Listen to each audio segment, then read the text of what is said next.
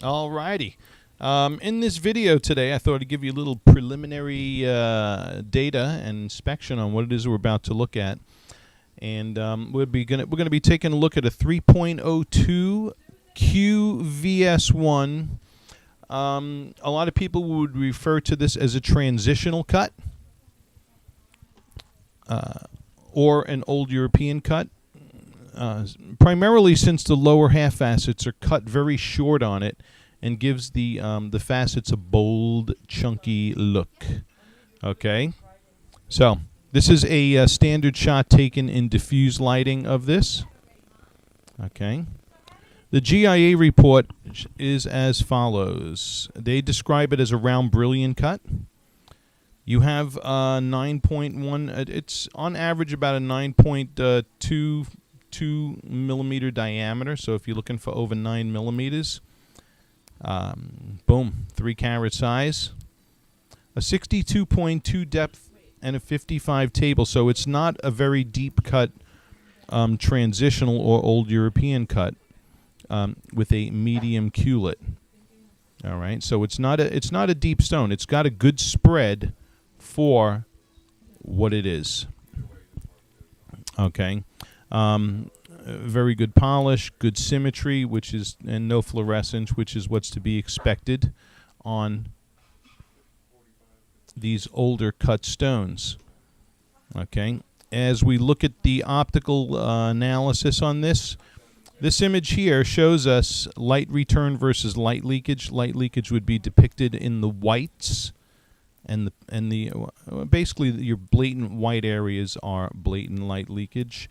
The pale red areas that you see there are, how should we say, weaker light return.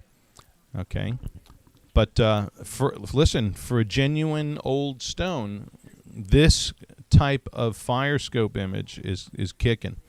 All right, it's excellent. A little more critical analysis with the asset results, and you're predominantly red here, which means that the diamond is grabbing bright white light and reflecting it back to the observer in the majority of the stone. Sure, we got some greens happening here, which is indicative of reflections entering from that 0 to 45 degree angular spectrum, which are sources of dull illumination, okay, or reflections bouncing off the walls. We're going to see the optical results of this in just a second. But let me just say this. For a diamond that was cut a long time ago and not cut for optics or anything like that, but really looking to get the biggest diamond possible from the rough, these are excellent asset results, okay, because of the predominant amount of reds happening in the diamond. Okay. Here's under the microscope. And this photo micrograph here, taken in dark field illumination, is revealing very little inclusion. In fact, if you could see that little white dot right there where the mouse is pointing, that's the type of inclusions that we're talking about in this diamond, which are next to nothing. Okay, so it's a nice clean VS1.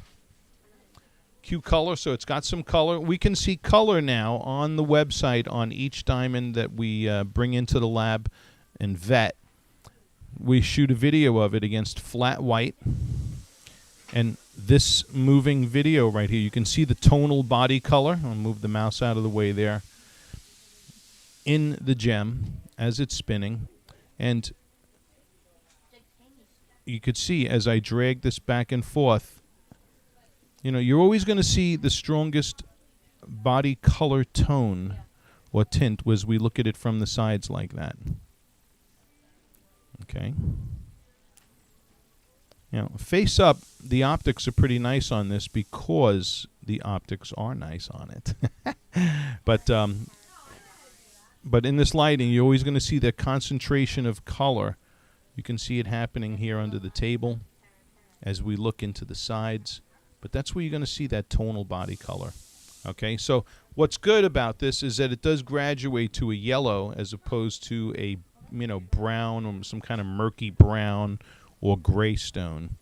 And so it's got the color on it's gorgeous. All right, so that's enough of my yapping on this preliminary stuff here. We're going to take a peek at this now in some practical lighting environments, so stick with me.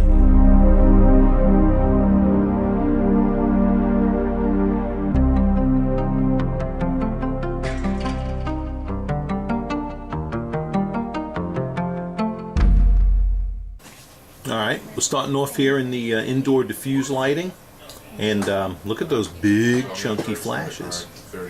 Okay, so beautiful light return here in the office type space. This is 5,000 degree Kelvin diffused lighting, and boom, one shows up beautiful. The broad chunky flashes picking up a little bit of color in lighting where you generally don't see colored reflections. We're going to look at that next.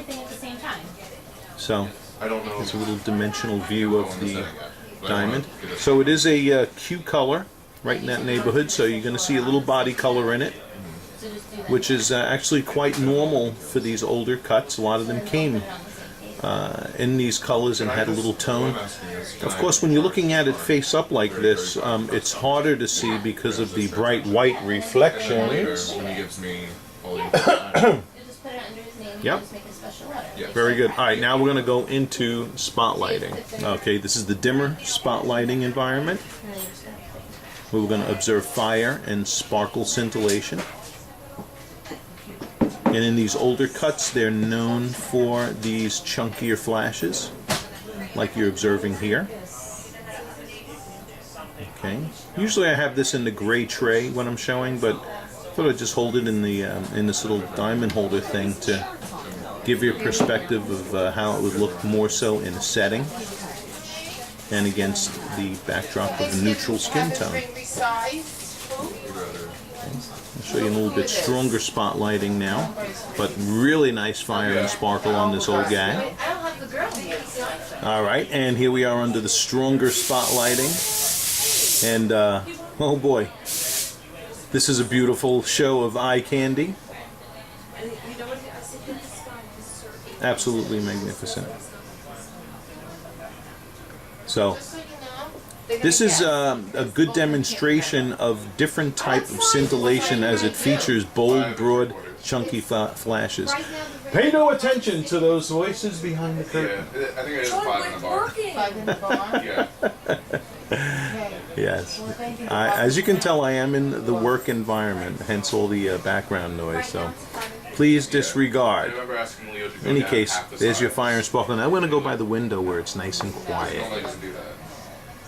Okay, and here we are. I'm in by the window now with natural daylight coming behind me and reflecting into the crown facets, and we see what's coming back to us in the way of beautiful bright white reflections combined with pastel colors.